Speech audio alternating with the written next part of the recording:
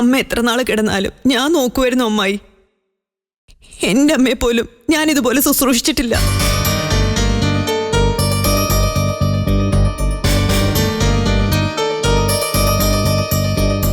ഞങ്ങള് പോവാന്ന് വിചാരിക്ക. പോകാനോ? നാളെ പോയാ പോരെ? അത് പറ്റില്ല പ്രതിഭേ. വീട്ടിൽ ചെന്നിട്ട് 100 കൂട്ടം കാര്യങ്ങളാ. പശു പ്രസവിച്ചിട്ട് 2 ആഴ്ചയേ ആയുള്ളൂ. ഞാനില്ലെങ്കി ഒന്നും ശരിയാവില്ല. കാർത്തികയുണ്ടല്ലോ അവിടെ. കാർത്തികയോ? യതീന്ദ്രന്റെ ഭാര്യ കാർത്തികയെ കുറിച്ചാണോ നീ ചോദിച്ചത്? നല്ല പാർട്ടിയാ.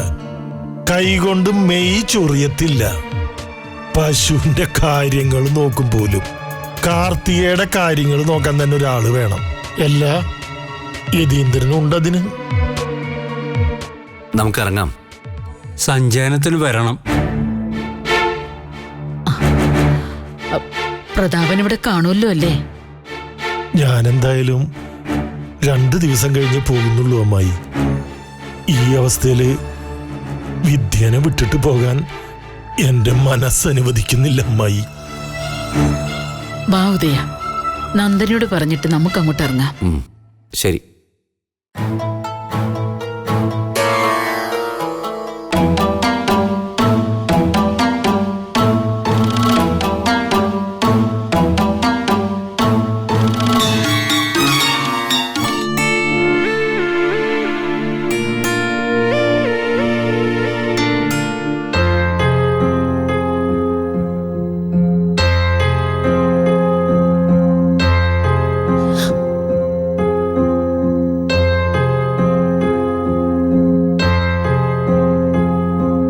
നീ അവിടെ ഇരുന്നു മോളെ.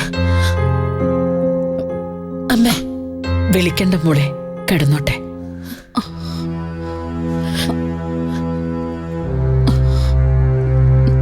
സന്ധ്യയ്ക്ക് മുമ്പേ ഞങ്ങൾ ഇറങ്ങുക. ഒരുപാട് മണിക്കൂർ യാത്ര ചെയ്യേണ്ടതല്ലേ? ഇന്ന് പോകണോ അമ്മായി? പോകണം വിദ്യേ. അറിയാലോ വീട്ടിലെ കാര്യങ്ങള്. ഡ്രൈവർ ഇല്ലല്ലേ? അല്ലെങ്കിൽ ഉദയന് നാളെ വന്നാ മതിയായിരുന്നു.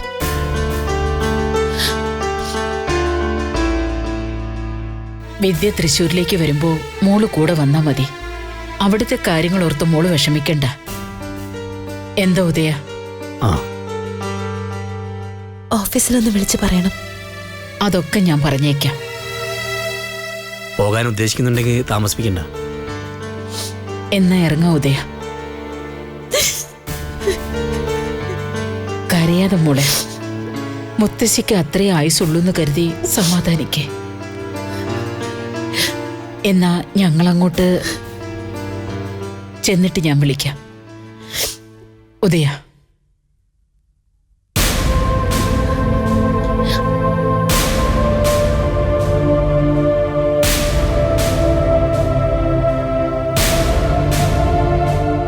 വേറെ പ്രത്യേകിച്ചൊന്നുമില്ലല്ലോ.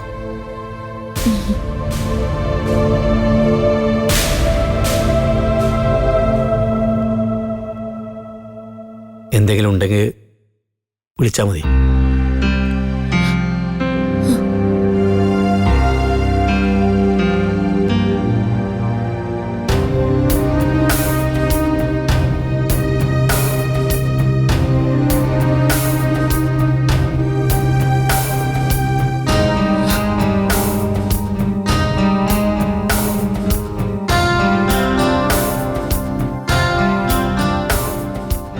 എന്നാ ശരി, ചെല്ലട്ടെ. സഞ്ചയനത്തിന് വരണം. ഉദയൻ തലേ ദിവസം തന്നെ എത്താൻ നോക്ക്. എന്നാ പിന്നെ അങ്ങനെ ആയിക്കോട്ടെ.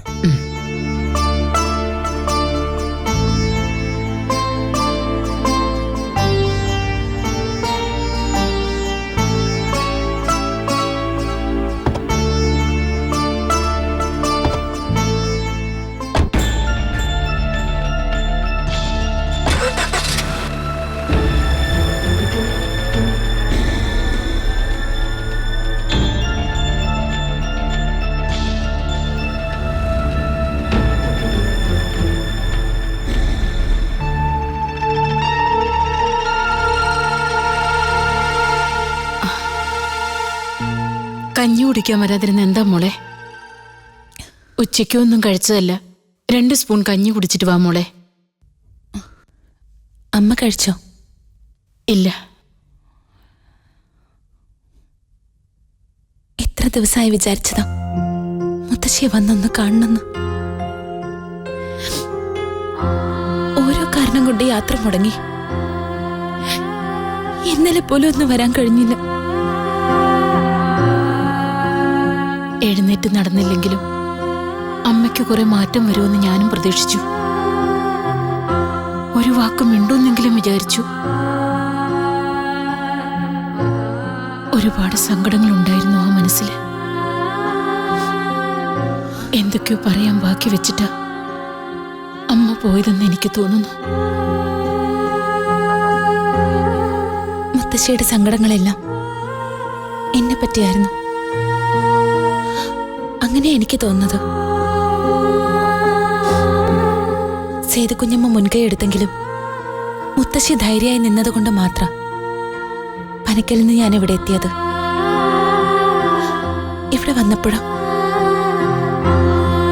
അമ്മാവന്മാര് ഒരു തരത്തിലും എന്നെ അംഗീകരിച്ചില്ല.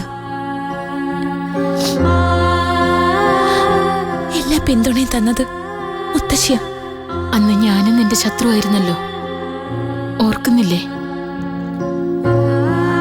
അത് അമ്മയുടെ നിസ്സഹായത കൊണ്ടാണെന്ന് എനിക്ക് അന്നേ അറിയായിരുന്നു. ഭർത്താവും മക്കളും മറുഭാഗത്ത് നിൽക്കുമ്പോ അമ്മ ഒറ്റയ്ക്ക് എന്ത് ചെയ്യാനാ? പിന്നീട് നിറയെ സ്നേഹം തന്ന് അമ്മ അത് പരിഹരിക്കുകയും ചെയ്തു.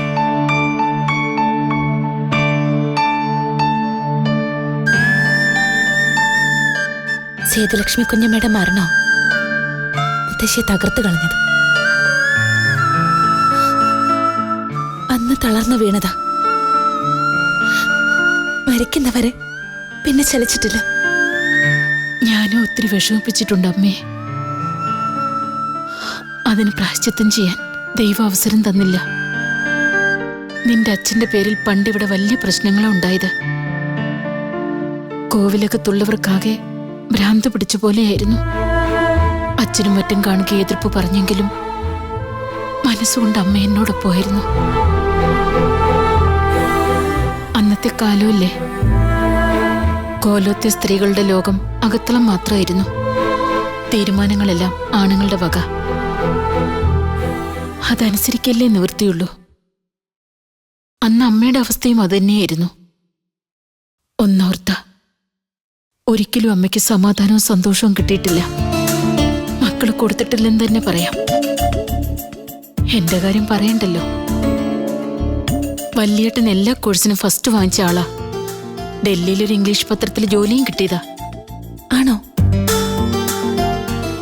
എല്ലാം ഉപേക്ഷിച്ചിട്ട് ഒരു ദിവസം തിരിച്ചു വന്നു.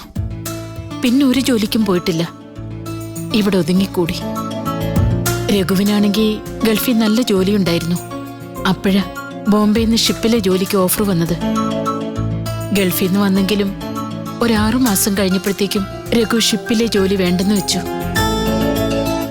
അവനും ഇവിടെ വന്ന് ബിസിനസ് എന്നും പറഞ്ഞ് നടക്കുന്നു.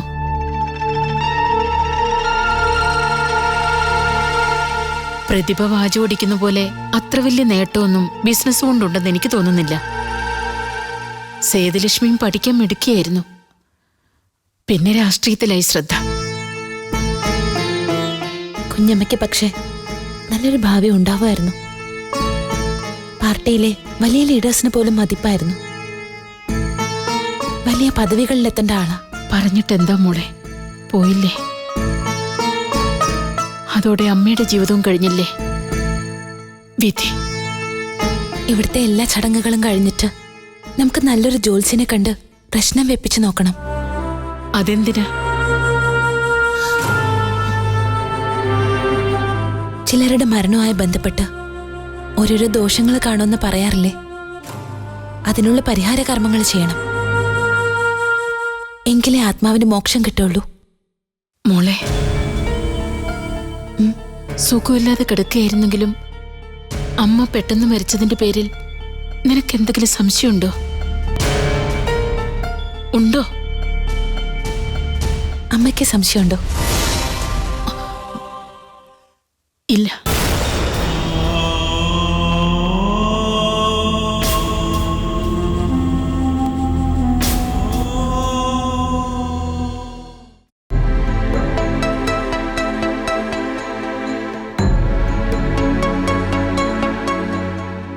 തണുത്തപ്പം ഞാൻ വിചാരിച്ചു എവിടെ പോയിരിക്കാന്ന്. കിഴക്കേ വീട്ടിൽ നിന്ന് കഞ്ഞി കൊണ്ടുവന്ന് വെച്ചിട്ടുണ്ട്, കുടിക്കുന്നില്ലേ? ഓ വേണ്ട. ഹാ, ഇതെന്താ? ഓ, അതാണ് കഞ്ഞി വേണ്ടാത്തത്. ജലസേചനം നടത്തുമായിരുന്നു അല്ലേ? ഇങ്ങതാ. ഇത് കണ്ടോ? എന്തോന്നാ? നോക്ക്. നീ പറഞ്ഞാ മതി. ലിസ്റ്റാ. ഇന്നത്തെ സകല ചെലവുകളുടെയും ലിസ്റ്റാ. ഇന്നേ എഴുതി വെച്ചില്ലെങ്കിലേ മറന്നുപോകും. ഇന്നലെ ഡോക്ടറെ കൊണ്ടുവന്നതും ഫീസ് കൊടുത്തതും ഒന്നും ഇതിൽ എഴുതിയിട്ടില്ല. ഇന്നത്തെ ഒരു ദിവസത്തെ മാത്രം കണക്കാ. രാവിലെ അമ്മ മരിച്ചത് മുതൽ സന്ധ്യ വരെ നമ്മൾ ചെലവാക്കിയ ഓരോ രൂപയും ഇനം തിരിച്ചെഴുതിയിട്ടുണ്ട്. ടാർപോളിൻ വാടക, കസേര വാടക, കറുത്ത കൊടിക്കും ആദരാഞ്ജലി പോസ്റ്ററിനും ചെലവായത്, രാവിലെ നമ്മൾ വാങ്ങിച്ച എണ്ണ, വിളക്ക് തിരി, സാമ്പ്രാണി, പുരാണം വായിച്ച ആൾക്ക് 1500. ജോലിക്കാരുടെ കൂലിയും മാവ് വെട്ടിയതും ചിത ഒരുക്കിയതും ഒക്കെ ഒന്നിച്ചാണ് എഴുതിയിരിക്കുന്നത്. 9 പേരെ ആകെ വായിക്കരേ ഇട്ടുള്ളൂ. പക്ഷെ 11 പുത്തൻ തോർത്തുകൾ വാങ്ങിച്ചു. 11 ഗുണം 30, 330 രൂപ. 25 രൂപയുടെ തോർത്ത് വാങ്ങിച്ചാൽ മതിയായിരുന്നു. ആ പോട്ടെ. അങ്ങനെ ഓരോ ഐറ്റമായി കൂട്ടി വെച്ച് ഞാൻ എഴുതി നോക്കിയപ്പോഴേ എത്ര രൂപയാണെന്നറിയോ? ഇരുന്ന് മൂളാതെ ഇത് കേക്ക്. 37,429 രൂപ. ഇത് ഈ ഒരു ദിവസത്തെ ചെലവ് മാത്രമാ. കേൾക്കുന്നുണ്ടോ? കേട്ട പോരാ, കയ്യോടെ ഞാനിത് എഴുതി വെച്ചതിന് കാരണമുണ്ട്. ദേ, വല്യേട്ടനും വിദ്യേട്ടത്തേക്ക് എപ്പോഴാന്നറിയില്ല സ്ഥലം വിടുന്നത്. മക്കളും 3 പേരും കൂടി എല്ലാ ചെലവും പങ്കുവെക്കുന്നാണല്ലോ വല്യേട്ടൻ പറഞ്ഞത്. സൗകര്യം പോലെ ഇന്ന് തന്നെ 37,429 രൂപയുടെ കാര്യം അവതരിപ്പിക്കണം. എന്നിട്ട് അവരുടെ 2 പേരുടെയും ഷെയർ വാങ്ങിക്കാൻ വേണം. ചേട്ടനും പെങ്ങളും പൊടിയും തട്ടി പോയാ പിന്നെ ഏതെങ്കിലും കാലത്തായിരിക്കും പൈസ കിട്ടുക. എന്താ ശരിയല്ലേ? രഘു കേട്ടോ, എടി നീ ഒരു കാര്യം മനസ്സിലാക്കണം. ഇന്ന് രാവിലെ എന്റെ അമ്മ അങ്ങ് പോയി. അതുമായി ബന്ധപ്പെട്ട കണക്കാണല്ലോ ഞാൻ പറഞ്ഞത്.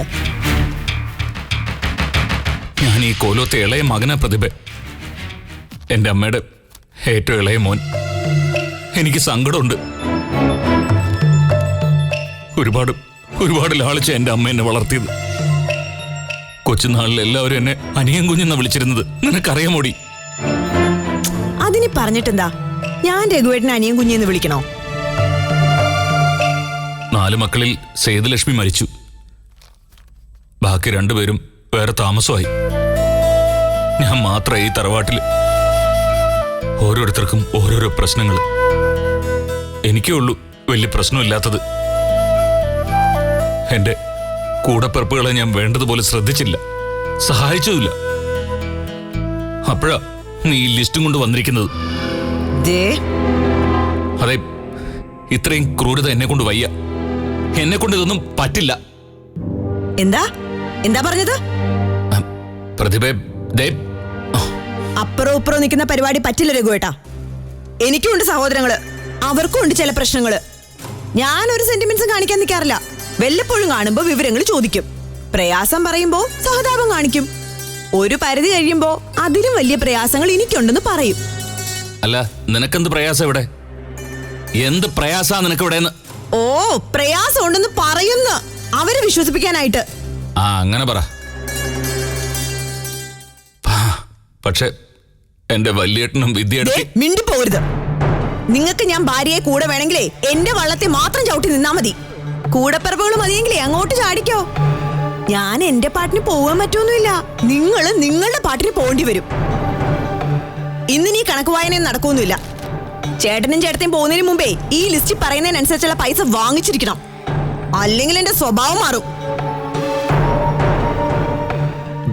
മതി കുടിച്ചത്. ദേ, ഇവിടെ നിന്ന് നിരങ്ങാതെ നേരത്തെ ഒന്ന് കിടക്കാൻ നോക്ക്.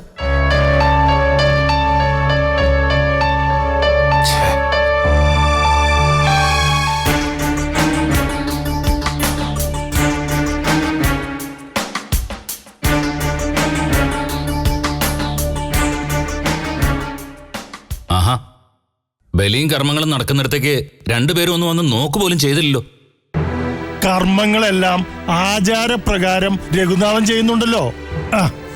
പിന്നെ ഞങ്ങൾ വന്ന് നോക്കിയിട്ടെന്താ? അല്ലേ വലിയ ദിവസമുള്ള ചടങ്ങുകൾ ഒഴിവാക്കണമെന്ന് ഞാൻ അന്നേ പറഞ്ഞതല്ലേ രഘു? സഞ്ജയന ദിവസം എല്ലാം കൂടെ ഒരുമിച്ച് അങ്ങ് ചെയ്താൽ മതിയായിരുന്നു. അങ്ങനെയും ഒരു പാക്കേജ് ഉണ്ട് ഇപ്പോ. ഇതിപ്പോ നിങ്ങൾ ആൺമക്കൾ സ്ഥലത്തുണ്ടായതുകൊണ്ടല്ലേ. രാജ്യത്തിന് പുറത്തു ജോലി ചെയ്യുന്നവരുടെ വീട്ടിൽ മരണം നടന്നാൽ ഡെയിലി ബലിയിടാൻ പറ്റുമോ? ശവദാഹവും ബലികർമ്മങ്ങളും സഞ്ചയനവും എല്ലാം കൂടി ഒരുമിച്ചങ്ങ് നടത്തും ഒരു പാക്കേജായിട്ട്. അമ്മയുടെ മരണവാർത്ത പത്രത്തിലുണ്ടോ വലിയേട്ടാ? അതാ ഞാൻ നോക്കുന്നത്. ആ ദേ ഉണ്ടല്ലോ. ആ എവിടെ നോക്കട്ടെ. വായിച്ചേ പ്രതിഭേ. ഉദയന്നൂർ കോവിലകത്തെ പരേതനായ രാഘവരാജവർമ്മയുടെ ഭാര്യ ഭഗീരഥിബായി 78 വയസ്സ്, നിര്യാതയായി. ഏറെ നാളായി രോഗബാധിതയായി കിടപ്പിലായിരുന്നു. സംസ്കാരം നടന്നു. മക്കൾ ജഗന്നാഥ വർമ്മ, രഘുനാഥ വർമ്മ, വിദ്യാഭാരതി, പരേതയായ സേതുലക്ഷ്മി. മരുമക്കൾ രാധിക, പ്രതിഭ, പ്രതാപവർമ്മ. അവസാന എന്റെ പേര് കൊടുത്തിരിക്കുന്നത് കുന്നത്തൂർ കോവിലകത്തെ പ്രതാപവർമ്മ എന്നാകാമായിരുന്നു. ഇത് ചരമക്കോളം അല്ലേ പ്രതാപേട്ട? പിന്നെ വിവാഹ കോളത്തിൽ ഈ ന്യൂസ് കൊടുക്കാൻ പറ്റുമോ? പോട്ടെ പ്രതാപേട്ടാ. ഇതുകൂടാതെ ഒരു സ്പെഷ്യൽ വാർത്തയും കൂടെ വരേണ്ടതായിരുന്നല്ലോ. ലോക്കൽ ഡെസ്കിൽ എന്റെ ഒരു ഫ്രണ്ട് ഉണ്ട്, എഡിറ്റർ അവൻ. നോക്കട്ടെ. ആ പ്രാദേശിക പേജിലൊന്ന് നോക്ക്. ആ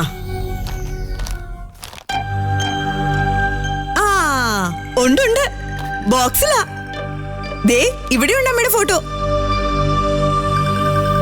ഉദയന്നൂരെ അമ്മ തമ്പുരാട്ടി, തലമുറകൾ കണ്ട സുഹൃതം. ബാക്കിയും കൂടെ വായിക്കാവേ. നിക്ക് പിന്നെ ആയാലും വായിക്കാലോ. പത്രത്തിലെ ന്യൂസ് ശകലം കഴിഞ്ഞു എന്ന് വെച്ച് മാഞ്ഞു പോവില്ല. അതവിടെ വെച്ചിട്ട് ഇവിടുത്തെ തുടർ നടപടികളെ കുറിച്ച് സംസാരിക്കാം നമുക്ക്. ഇനിയിപ്പോ എന്ത് നടപടിയാ? സഞ്ചയനം നടത്തണ്ടേ? അടിയന്തരം വേണ്ടേ? അടിയന്തരമൊന്നും വേണ്ട. വെറുതെ എന്തിനാ കാശ് കളയുന്നേ? സഞ്ചയനം വേണം, അല്ലെങ്കിൽ മനുഷ്യരെന്ത് വിചാരിക്കും? അടുത്ത ബന്ധുക്കളെ മാത്രം വിളിക്കാം, പിന്നെ അത്യാവശ്യം നാട്ടുകാരെയും. നിങ്ങൾക്ക് കാപ്പി സൽക്കാരത്തിനുള്ള വല്ല പ്ലാനും ഉണ്ടോ? ഏയ്, സൽക്കാരത്തിന്റെ ആവശ്യമൊന്നുമില്ല. വരുന്നവർക്ക് ഓരോ ചായ കൊടുക്കാനുള്ള ഏർപ്പാടുണ്ടാക്കാം. ഇപ്പൊ പലരും അതുപോലും കുടിക്കാൻ നിൽക്കാറില്ല. വേണ്ടവര് വേണമെങ്കിൽ കുടിച്ചിട്ടങ്ങ് പോട്ടെ. കുറെ കഴിഞ്ഞ് മാത്രം പോകുന്ന ബന്ധുക്കൾക്ക് കാപ്പി കൊടുക്കണം. കൂടെ ഇഡലിയും കടലയും മതിയാവും. ആ, ഓരോ പഴം കൂടെ ഇരുന്നോട്ടെ. എല്ലാം ലളിതമായി നടത്തുന്നതായിരിക്കും അമ്മയുടെ ആത്മാവിന് സന്തോഷം. ലളിതമായി ജീവിച്ച ആളല്ലേ. ആ ശരി. അപ്പൊ അക്കാര്യത്തിൽ ഒരു തീരുമാനമായി. അജണ്ടയിലെ അടുത്ത ഇനമാണ് മുഖ്യം. അടുത്തത് ഞാൻ പറയാൻ പോവാ. തലമുറകളുടെ സുഹൃതമായിരുന്നു ഉദയന്നൂരെ അമ്മ തമ്പുരാട്ടി. അങ്ങനെയാണല്ലോ വെല്ലുവിളിയന്റെ പത്രവാർത്തയുടെ ഹെഡിങ്. ആയിക്കോട്ടെ, ആ തമ്പുരാട്ടിയുടെ സ്വത്തിന്റെ കാര്യത്തിലാ ഇനി തീരുമാനമുണ്ടാകേണ്ടത്. അതിന് ഒരു ധാരണ ഉണ്ടാക്കി വെച്ചിട്ടുണ്ടല്ലോ. ആ ധാരണ പൊളിച്ചെഴുതേണ്ടി വരും. പ്രതാപൻ ഉദ്ദേശിക്കുന്നത് എന്താ? എനിക്ക് പല ഉദ്ദേശങ്ങളുണ്ട്. ഞാൻ വിദ്യയെ കെട്ടുന്ന സമയത്ത് രഘുനാഥൻ പയ്യനായിരുന്നു. എന്നാ വെല്ലുവിളിയന് കാര്യപ്രാപ്തി ഉണ്ടായിരുന്നു. അന്നത്തെ കാര്യങ്ങളൊന്നും മറന്നിട്ടില്ലല്ലോ. അച്ഛനും അമ്മയും ഇളയപെങ്ങളും നാട് നീങ്ങിയെങ്കിലും വെല്ലുവിളിയൻ താടി തടവി ഉരുക്കുപോലെ ഇരിക്കല്ലേ. ഉദയന്നൂരെ പകുതി സ്വത്തിന്റെ അവകാശം ഞാനായിരിക്കുമെന്ന് എനിക്ക് നിങ്ങൾ അന്ന് വാക്ക് തന്നതാ. ആ കണ്ടീഷനല്ല ഞാൻ നിങ്ങളുടെ പെങ്ങളുടെ കഴുത്തിൽ താലി കെട്ടിയത്. എന്നിട്ടാണോ വിദ്യയോടുള്ള സ്നേഹത്തെ പറ്റി കുറച്ചുമുമ്പ് പ്രസംഗിച്ചത്? സ്നേഹം പുഴുങ്ങി കുത്തിയ 3 നേരം ചാപ്പാട് കഴിക്കാൻ പറ്റുമോ? സ്വത്ത് വേറെ, സ്നേഹം വേറെ. അതൊരു തർക്ക വിഷയമായിട്ടെടുത്ത് പിന്നെ നമുക്ക് ഡിബേറ്റ് നടത്താം. തറവാട്ട് സ്വത്തിന്റെ കാര്യത്തിൽ അന്തിമ തീരുമാനം. അതാണ് അടിയന്തിരമായിട്ട് എനിക്ക് വേണ്ടത്. ധൃതി പിടിച്ചതൊക്കെ വേണോ പ്രതാപ? ധൃതിയോ? 10-22 കൊല്ലായി ഞാൻ വെയിറ്റ് ചെയ്യണ്. അമ്മ അങ്ങോട്ട് മരിച്ചതിലേ ഉള്ളൂ കേട്ടാ. അതുകൊണ്ട് 2 ആഴ്ച കഴിഞ്ഞാ മരിച്ചിട്ട് 2 ആഴ്ചയാവും. 1 കൊല്ലം കഴിഞ്ഞാ ചരമവാർഷികമാവും. അങ്ങനെ നീണ്ടുപോകും. ഒരാള് മരിച്ച് പുകയടങ്ങിക്കഴിഞ്ഞാൽ ആ ചാപ്റ്റർ കംപ്ലീറ്റ് ക്ലോസ്ഡ്.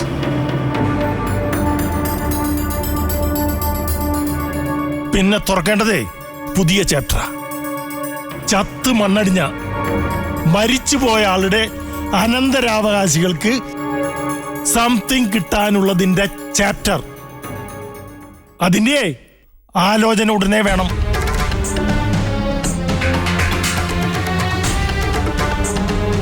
വെല്ലുവിളിയനെ നാളെ അങ്ങോട്ട് വീട്ടിലേക്ക് പോകും. എനിക്കാണെങ്കിലേ തൃശ്ശൂർ പോയിട്ട് കാര്യമുണ്ട്. പിന്നെ ഇതിന്റെ പുറകെ നടക്കാനൊന്നും എനിക്ക് സമയമില്ല. അതുകൊണ്ട് ഇന്ന് തന്നെ കാര്യങ്ങളൊക്കെ ഒരു കരയ്ക്കടുപ്പിക്കണം.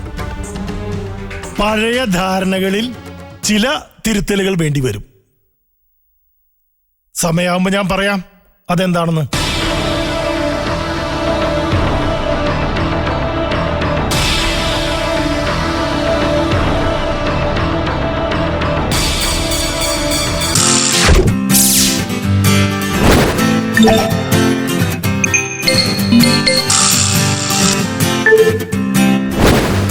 Yeah.